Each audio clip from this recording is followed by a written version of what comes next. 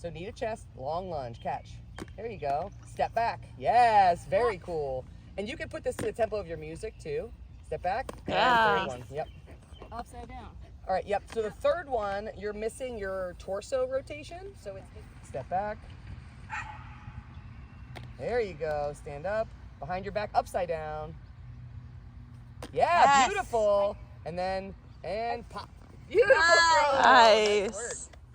And then right, that's the same thing Chaos is doing, remember?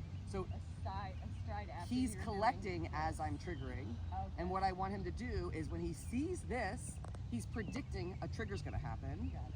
And he starts to collect early, and then when I do this, he's ready to jump. Got So that's what this process is gonna teach him, to jump on the trigger. Okay. So he'll be ready to collect already. Okay. Right, he's doing right now is he sees this, then he's collecting. Yeah. So if I trigger here, and I throw that, like we would at an over, he's gonna be jumping from too close, and he won't get that nice, smooth, big over. What we want him to do is really to jump from that line. Okay. But a dog is not gonna choose that on their own volition. Does that make sense? Yeah, yeah. Go. Good boy. Over. Ready? Yes, good boy. He has really nice, quick collection. Yeah. Really nice. So it's like he's putting one little extra stride. He's in putting there an right extra now. stride in there. Yep. And that's fine. I mean, he'll as he's learning to really love these overs, he'll start putting more confidence and power and leading earlier and earlier. Got it. So right now they are takes over the bar. So what I'm going to do is go one direction and then turn around and do the other direction right away. So he's learning to choose his chip strides. Then once you're comfortable, you can start doing floaters over the bar. But I would do take, floater. Take, floater. Yeah.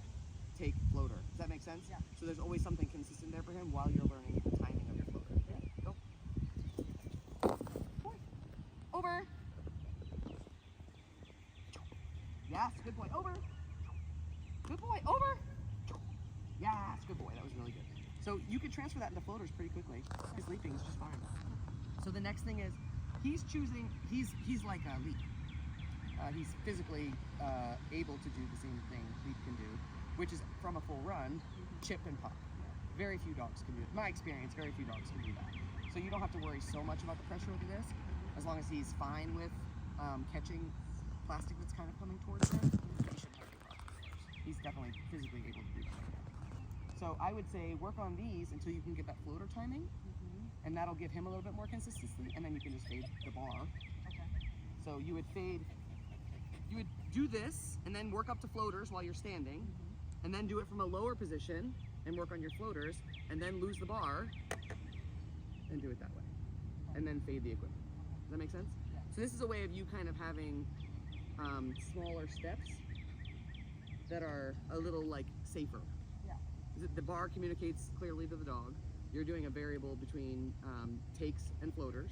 So you get to work on your timing, but you also give him something consistent so he doesn't lose confidence. Okay. So do you want to try doing a couple takes back and forth? And does the bar need to be this high? Because At I least. only have cattle legs, so it can be an excuse. I would do an agility. I would do an agility jump and just stick your bar, or use a 5-gallon bucket. like a broomstick. It doesn't matter what you use.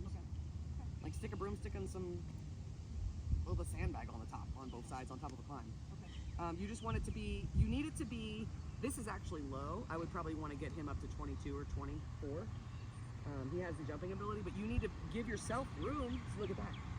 That's going to be 24 probably at the top of my back.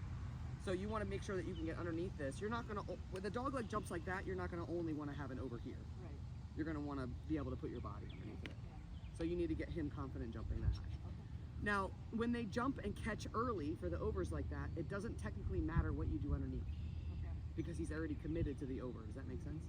So you want to start moving around in this area and get him used to like, hey, stuff's going to be in the way. Over, right? And he could just come right over here as long as he clears it. Ready? Over. Okay. Good boy.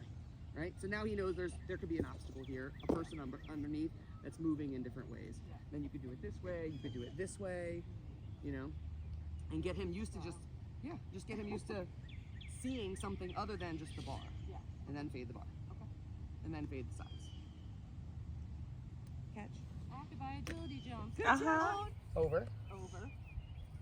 Put your pose, give the release cue. Okay. Load your wrist. Now. Yeah! Good boy. Good job, buddy. Oh, he's so cute. Look at that nice roller. Good job, dude. He's like, we did it. Over. Over.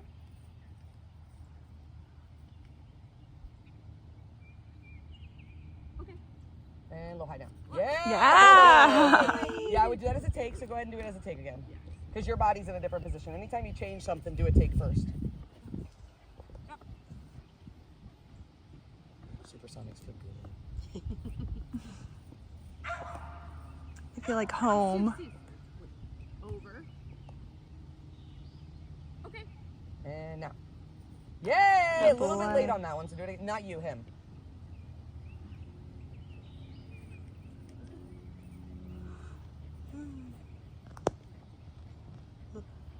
This time I want your placement to be a little bit over the bar towards him. Yep. And height-wise, like here? Yep, vertical first. And then when you trigger, it's just right there. Yep. Over. Okay. Now. Yay! Much better. Very good. That was much better. And it's going to come down to your timing and confidence. He's definitely got the physical ability to do it. It's just a matter of being able to add a little bit more of that disc pressure. The more disc pressure you can add, the earlier he's going to jump. So if he starts creeping up on that bar, just push the disc out a little bit more. If he walks up and takes it, then go back to the going over the bar for the, you know?